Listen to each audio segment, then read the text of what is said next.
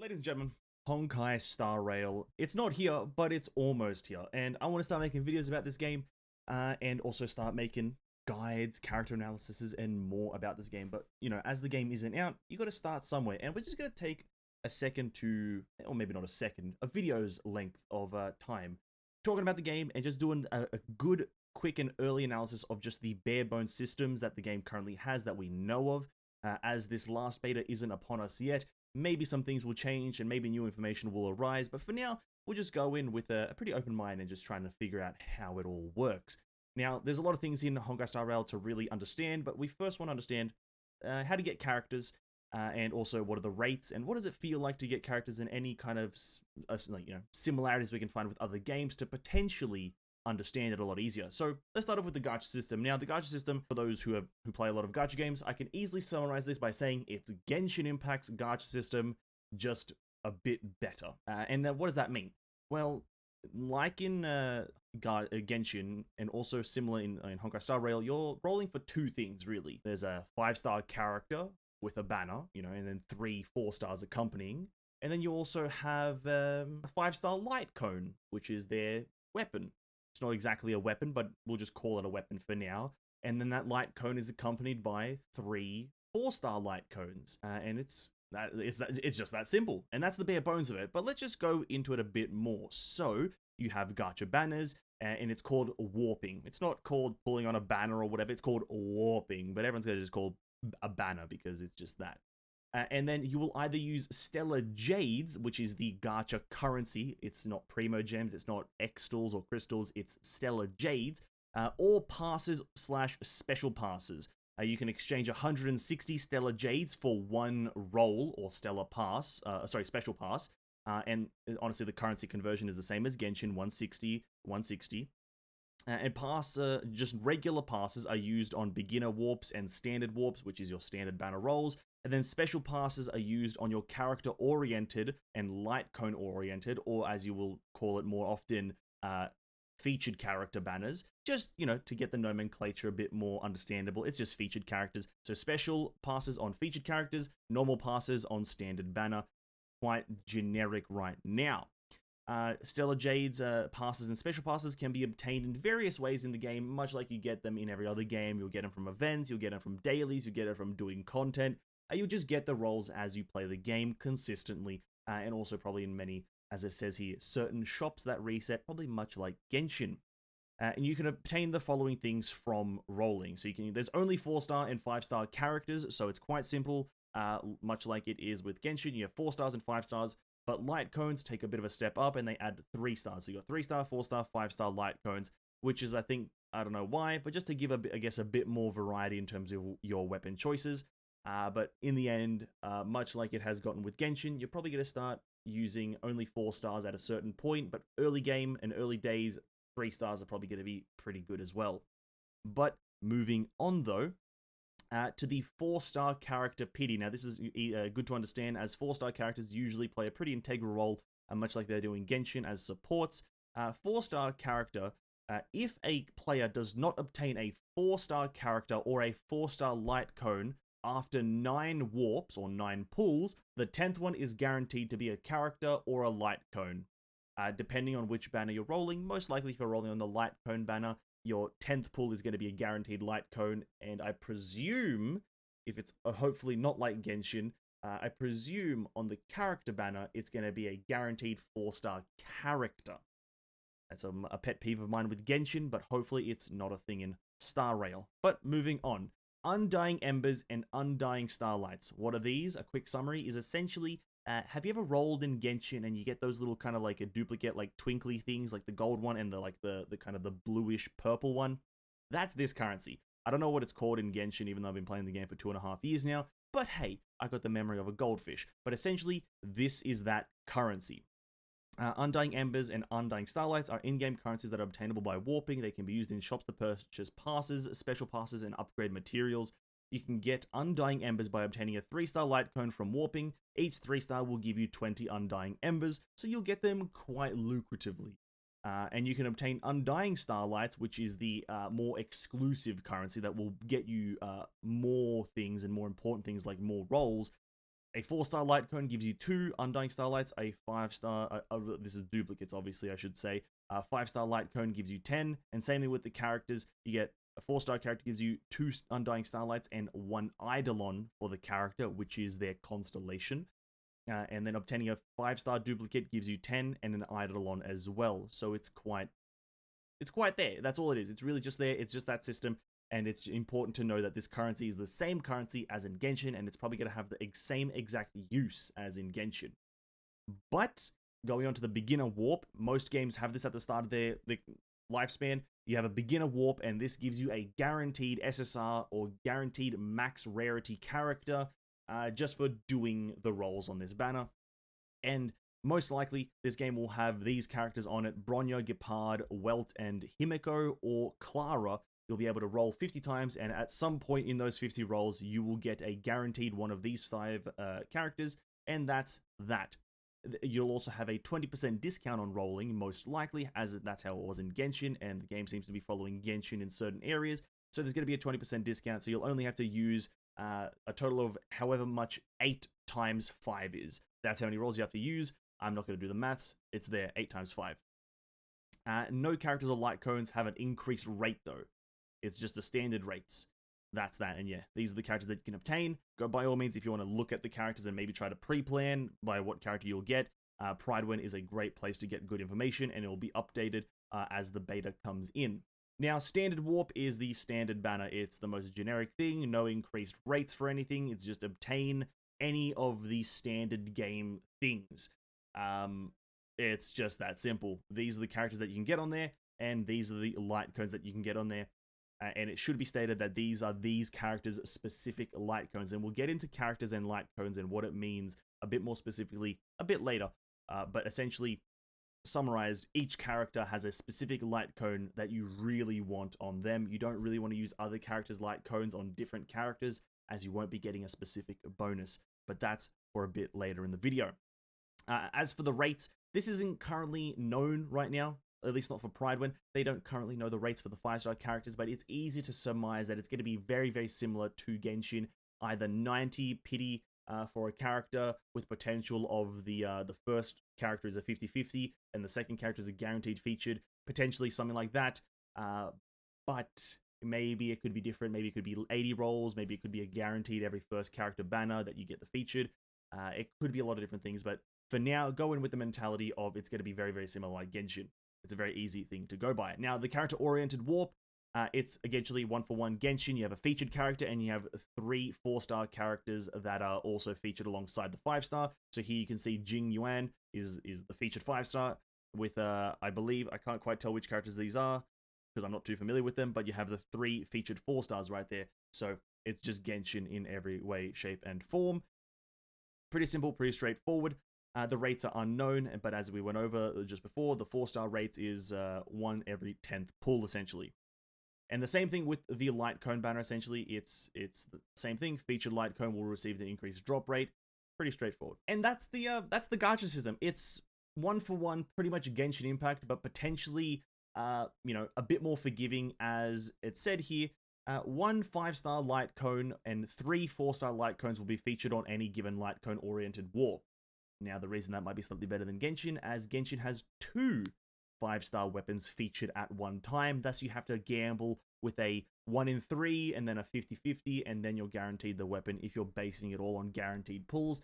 Whilst the 1 5-star light cone being, featured has a chance to just be a 50-50 and then a guaranteed if it so does follow Genshin's methods. So this is a really good step in the right direction. But let's move on to something, not more important, but also very important as well, which is the characters and what goes into building them, and the kind of gameplay, I guess, if you will. Now, for those who don't know, HSR is a turn-based game. You enter combat with a team, and you take turns. Your characters take turns using abilities, buffing each other, and dealing damage to the enemies. The game has a speed system. Faster characters go first, slower characters go last, and it cycles through this kind of one-on-one combat. This enemy goes here, that enemy goes there, so on and so forth. It's very simple, very straightforward. If you've played a turn-based game, you'll understand how this works. But the game has a lot of stats to take in, And so here is a list of the stats. Now, you can, by all means, pause the video or go to the Pride 1 website and read these stats at your own leisure, but most of them are self-explanatory. But ones to note are speed, which determines your speed and how fast and how often your character will act in combat. That's a pretty important one to understand, as well as energy restoration, which is just restoring energy to your character so they can use their ultimate. Effect hit rate, which determines the rate or the percentage chance of applying a debuff to the enemy. Effect resistance, which is your chance of resisting an effect being applied to you. And the other ones are quite self-explanatory. Elemental damage bonus and resistance boost, it's all quite there. And by all means, if you want a bit more of an explanation, by all means, these little tooltips here are quite handy. But now on to the other thing, character elements and paths. Now, there are 7 elements in this game, and each character is designated an element, and they will only deal damage of that element. So a physical character, fire character, ice character, lightning character, wind character, quantum character, and imaginary, they are all the elements in the game, and when a character is this element, they will only deal damage in that element. Everything. So their basic attack, their skill, their burst, their whatever the hell they do, they will all only do that element. There isn't like some sort of system where you have a physical basic attack, but then your skill is an elemental attack, and then your burst is like an elemental attack. It's all just the elements. And now, don't quote me on this, but because it's a bit hard to find, and I am not an expert on this game, I am also still learning. But I believe there is a type triangle, type counter triangle or circle, whatever the shape may be, where certain elements are better or certain types are better against each other. So essentially, physical is better against fire, and then fire is better against ice, ice against lightning, lightning against wind, and then wind against physical. So it makes a loop as to what beats what and what is more effective against what. And then quantum and imaginary are a bit of anomalies here and there. I believe this is in the game, but I have not been able to find enough information about it to prove that. But I wouldn't doubt that it may be there, as it is Honkai based, and Honkai has that system. But now, moving away from the elements, each character obviously can be any element, but also each character can be a specific role, and there is 7 specific roles in the game. Here they are right here. You have destruction characters, which are general DPSs that can be a mix of single target and AoE. You have hunt characters, which are purely single target characters that will do high burst single target. You have erudition, sorry, pardon me, my English is atrocious, which is multi-target DPS. They'll apply dots to multiple targets. They maybe do a massive burst in an AoE, a bunch of AoE or damage. You have harmony characters, which is offensive/utility support. Which is quite useful. You have Nihility, which is a debuffer, applying resistance, shredding, and whatnot. Preservation, which is your tank role or your defender. And then Abundance, which is purely your healer role, with I don't doubt that there might be some supporting capabilities in there. It's quite simple, quite straightforward, but getting used to these names is going to be a bit hard, as they are quite obscure words to use for these roles. But I do like the thematic push for these things. Now, as for a single character's essentially orientation and like how a single character is structured and how every character will be structured, is they will have a basic attack. The basic attack ability is a character's auto attack and is always available to use during combat. It is your weakest form of damage, and it just does it. But your main source of generating skill points, a resource that is needed to activate a character's skill ability. And what is a skill ability? Well, your skill is a combat ability that a character can use with effects ranging from dealing damage to providing buffs to your allies, depending on the previous aforementioned roles. Obviously, if you're a debuffer, your skill is going to be a debuffing skill. But if you're a main hunt single target DPS, your skill is going to be a damaging ability. So take that into consideration. The skill has no cooldown and instead requires you to spend skill points in order to use it. So you have to use a single basic attack to get a skill point, and then you're able to then use your skill. Quite simple, quite straightforward so far. The ultimate is the next one. A character's ultimate ability is generally their strongest combat ability. It says generally very loosely, but it's most likely for all characters going to be their strongest ability. Unless obviously they're a buffer or a debuffer, where maybe their skill is probably going to take priority. Who knows? To use the ability, you must first be charged through certain combat actions, such as attacking or defeating an enemy. So there's a few prerequisites that you might encounter, but generally speaking, it's probably going to require you to have maximum energy through attacking and building things, and potentially also an ability point or a skill ability. Who knows? It also must be recharged after every use, which is that whole energy recharge section. That's the ultimate though, that's quite self-explanatory. Talent is a character's passive ability, generally takes form of a conditional effect, but it's just a passive ability. You'll just be able to read it. It might just give you damage bonus, it might be situational bonuses, but talent is just simple. And technique, unlike the rest of the character's abilities, technique is an overworld ability. So whilst you're in the open world of the game, whilst you're exploring, the technique will come in handy. And from my reading of a few character abilities, the technique might have some tactical advantages in the actual gameplay. You may have to use a technique or something to get a bonus, but that was just through my short skim reading of a few of the character abilities. Now that you've gotten your character though, and now that we understand what we need to gear ourselves up with, statistics wise, well, what do you actually level up and how do you increase the character's power furthermore? Well, you have the level of the character, which is simply a level. But how do you actually level him up? Well, it works like Genshin with the Ascension style. So your account needs to level up to a certain point and then do an Ascension challenge or just ascend itself for your character then to be able to use the resources to then ascend themselves. It's just like Genshin, so pretty simple, pretty straightforward. Then you have your traces, which we'll get into a moment, but simply put, it's a skill tree. Much like Genshin's talents, which you can level up your auto attack, skill, and burst. The character traces is much like that, but a bit more in depth, as if we scroll down slightly, it's a bit more like this. You have a lot more nodes, and presumably you can get all of them, or you may have to make specific choices, but for now, it's just a skill tree.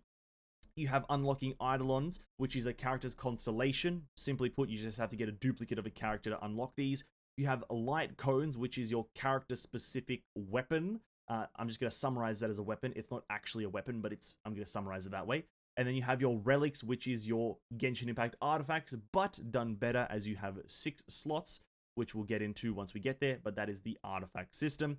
Now, if you want to read a bit more extensively about the Ascension mechanic, it's right here. You can pause the video and take a look at it, or you can go to the website and have a look-see, but essentially it's just Genshin Impact system.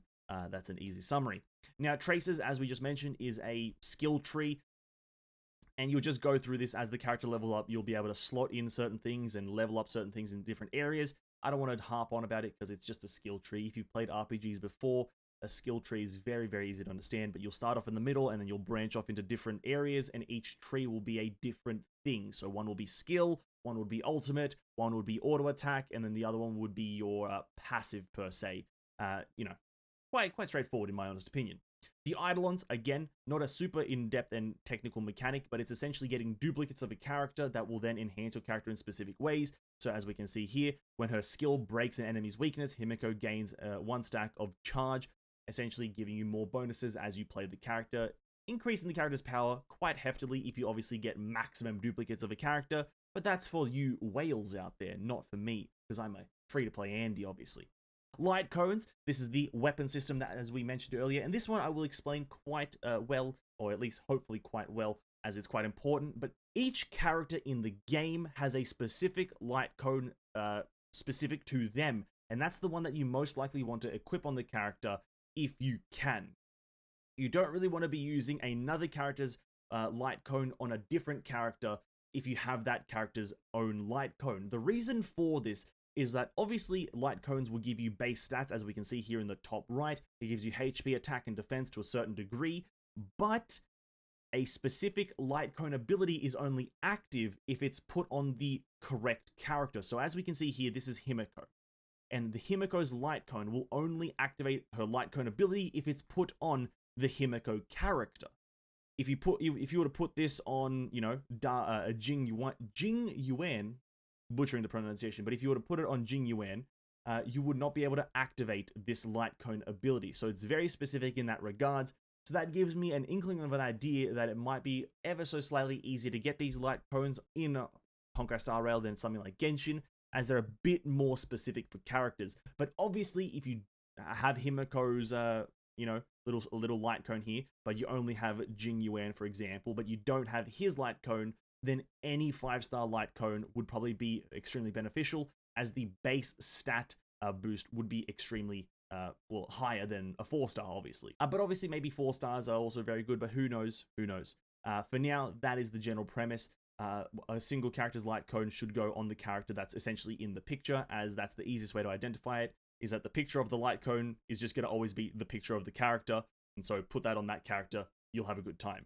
Moving on to the relics, though, Another one of my favorite parts about HSR comparatively to Genshin Impact is HSR has relics, and relics are artifacts. But the upside here is that you have 6 slots. What does that mean though? Well, the reason it's good is because now you can have much more freedom with your builds. You have now a potential of a 2-piece, 4-piece, and 5-piece, or you can go 2 pieces and two, or rather 3 2-pieces. Sorry, my math is absolutely horrendous. You can go for 3 2-pieces. The combinations are crazy. You can go for a 2-piece, 4-piece, 2-piece. It's a lot more freedom in building your characters. Obviously, there's going to be meta builds where you're going to want very, very specific relics, and obviously it's going to be very boring at that point. But early days, early game, 5-piece bonuses, having 6 total relics, it's going to provide a lot more freedom for you as a player to use very varying builds depending on what you have available to you. Now, as for the names of these, it's head, hands, boot, feet, necklace, and article. As for the names, it doesn't really matter, but that's what they are. And it's very good. But much like Genshin, these have specific stats that are only available to them. And so, as we know in Genshin, you have a flower and a feather that have a base stat, or base main stat, that is always guaranteed, and HSR has the same thing. You have your head, hands, and body. The head is guaranteed flat HP, hands is flat attack, and body is flat defense. So you're guaranteed those stats as the main stat on those things.